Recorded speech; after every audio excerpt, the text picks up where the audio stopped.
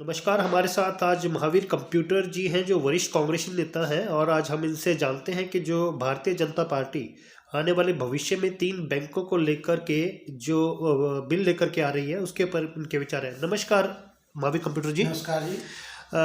Mahavir computer जी, सबसे पहले तो मैं आपका स्वागत करता हूं हमारे चैनल न्यूज़ विद ज़िंदगी पे।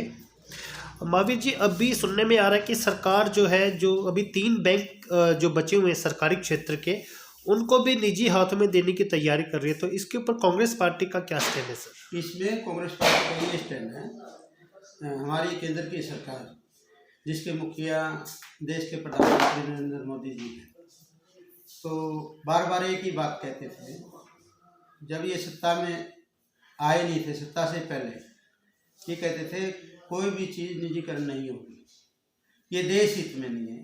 इनकी विचारों में अभी फर्क आ गया।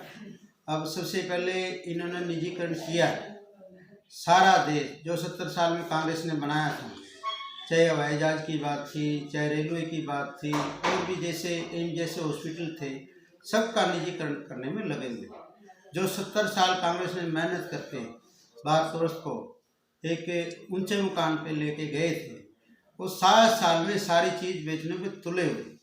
बल्कि नरेंद्र मोदी जो देश के प्रधानमंत्री हैं, जो देश के उद्योगपति हैं, चाहे रिलायंस हो, अडानी हो, अंबानी हो, सब सारी चीज़ उनको बेचने में जुटे हुए। आप देख रहे होंगे पिछले दिनों कोरोना का बहाना लेके रेलवे का कैसे निजीकरण किया। निजीकरण कोई बुराई की बात मैं नहीं मानता, लेकिन निजीकरण के बहाने 2 उद्योगपतियों को देश की संपत्ति को बेचना ये अच्छी बात नहीं। महावीर कंप्यूटर जी, अभी जो है ये सुनने में आ रहा है कि जो बैंक है उनको सिर्फ एक ही व्यक्ति को दिया जाएगा, तो आपको नहीं लगता कि इसके लिए किसी और को भी मौका दिया जा सकता है? मैं बताना चाहता हूँ, जैसे 2-3 बैंक हैं, सेंट्रल बैंक हैं और भी अन्य बैंक हैं, उनको एक चोर रास्ते से उनको अंबानी अडानी को देना चाहते हैं। ये जैसे रेलवे को बेचा, हवाई जहाज़ों को बेचा, अब ये बैंक बेचने में लग गए। मुझे इस बात का दुख और अफसोस है, जो हमारी संपत्ति है, जो देश की संपत्ति है, आम गरीब की संपत्ति है, उसको बेचने में क्यों तुले हुए हैं। आप सारी सरकारी संपत्तियां हैं, कहीं रिफाइनरी बेच दी, कहीं हवाई अड्डे बेच दिए, कहीं रेलवे स्टेशन बेच दिए, कहीं रेलें बेच दी।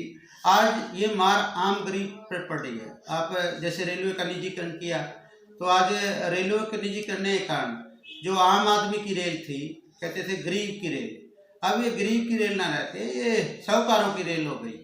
इसमें बेतासाब किराए में बढ़ोतरी हुई है।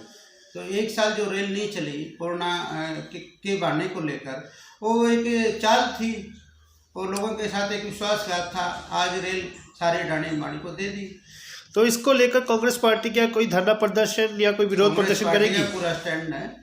जो केंद्र की सरकार है नरेंद्र मोदी की, चाहे लोकसभा सदन में हो, चाहे राज्यसभा सदन में हो, कांग्रेस हमेशा उसका मुकाबला करती है। जो निजीकरण की जो बातें हैं, जो संपत्ति बेचने की बातें हैं, वह खुलकर विरोध करेगी। चाहे प्रदर्शन के माध्यम से विरोध करो, चाहे रैलियों के माध्यम से। जैसे ये किसान के लिए 3 काले कानून लाए थे, इनकी पोल खुल चुकी। नरेंद्र मोदी जी कहते थे, पूरी बीजेपी ये कहती थी, ये कानून ऐसे कानून हैं जो किसान के हित में है, आम जनता के हित में है। और 1 साल के बाद फेंकूट मोदी जी आ गए। मोदी जी ने माफ़ी मांगी, ये भी कहा था मैं किसानों को समझाने नहीं पा रहा। वो लोग को ये कहने की क्या जरूरत थी, जो लोग उसको किसानों को आतंकवादी कहते थे, नक्सलवाद कहते थे, आंदोलनकारी जीवी कहते थे। इतनी भाषा का प्रयोग करके, गंदी भाषा का प्रयोग करके आज देश का प्रधानमंत्री माफ़ी मांगता है। तो महावीर कंप्यूटर जी, आपको लगता है कि आने वाले निकाय चुनाव में ये जो गलत फैसले सरकार के हैं, इनका प्रभाव पड़ेगा? प्रभाव पड़ेगा। निजीकरण का, जैसे बैंकों का निजीकरण किया, इसका काफ़ी प्रभाव पड़ेगा। इसके गंभीर परिणाम निकलेंगे। सबसे पहले तो युवा, जो देश का युवा, जो मोदी जी ने उनको चुनाव के टाइम आकर्षित किया था, ये बात कह के किया था भाई मैं करोड़ों युवाओं को 1 साल में रोजगार दूंगा। और अब ये बात कर रहे हैं, पकौड़े तलने की बात कर रहे हैं, युवाओं को कह रहे हैं भाई तुम पकौड़े तलो, ये बढ़िया रोजगार है, ये सरकारी नौकरी से बढ़िया रोजगार है। आज सारा ही निजीकरण कर दिया, फिर सरकारी नौकरी कहाँ रह जाएगी युवाओं के लिए। मैं आपको बताना चाहता हूँ, आप सरकार की संपत्ति को बेच रहे हैं, सारी चीज़ को निजीकरण कर रहे हैं। कल आप संविधान को भी बदलोगे, फिर क्या क्या मैंने सरकार के रह गए? जब आपने सरकारी संपत्ति बेच दी, सरकारी महकमे बेच दिए, फिर सरकार का कोई औचित्य ही नहीं रहता। फिर तो प्रधानमंत्री कुर्सी का भी निजीकरण कर दो, मंत्रियों का भी निजीकरण कर दो, क्या जरूरत है फिर ये चुनाव लड़ने की? महावीर कंप्यूटर जी बहुत बहुत धन्यवाद हमारे चैनल से बात करने के लिए। हमारी शुभकामनाएं आपके साथ हैं।